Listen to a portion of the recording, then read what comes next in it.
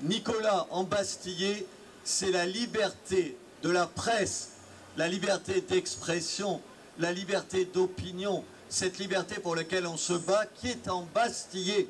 Et c'est pour ça que mobiliser pour lui, se mobiliser pour lui, c'est aussi se mobiliser pour nous.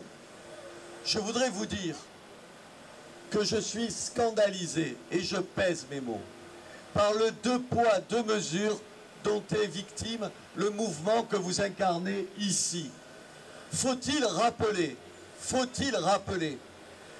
qu'aujourd'hui, je n'ai pas vu un syndicaliste de la CGT, par exemple, embastillé parce qu'il a refusé de se soumettre à un test ADN quand Nicolas l'a été. C'est ça, le deux poids, deux mesures.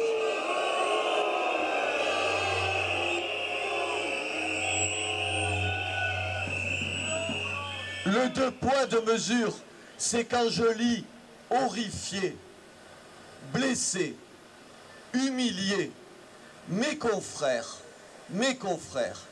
qui se targuent de liberté, mes confrères avec qui je me suis battu pendant des années à la tête de Reporters sans frontières, quand je les lis, ne pas être capable d'un mot d'émotion, d'un mot de compassion, d'un mot de révolte face à cette condamnation qui, si elle avait frappé un militant de gauche, aurait été l'objet de milliers d'articles et d'éditoriaux.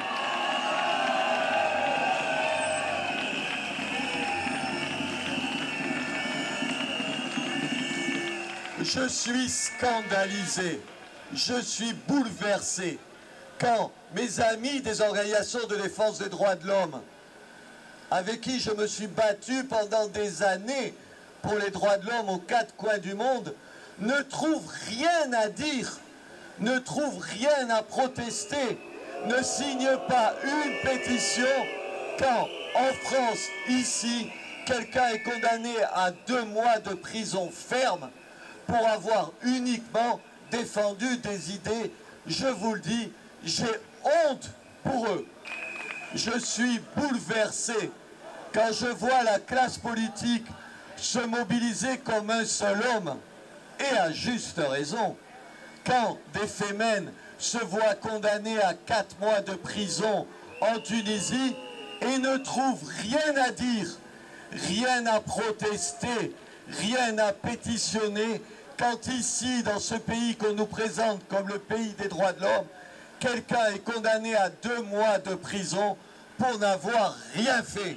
Je suis scandalisé. Je suis bouleversé par cette classe politique qui, à de rares exceptions près, ne se mobilise jamais quand il s'agit de défendre des gens qui n'ont pas leurs idées. Et c'est là-dessus que je voudrais terminer.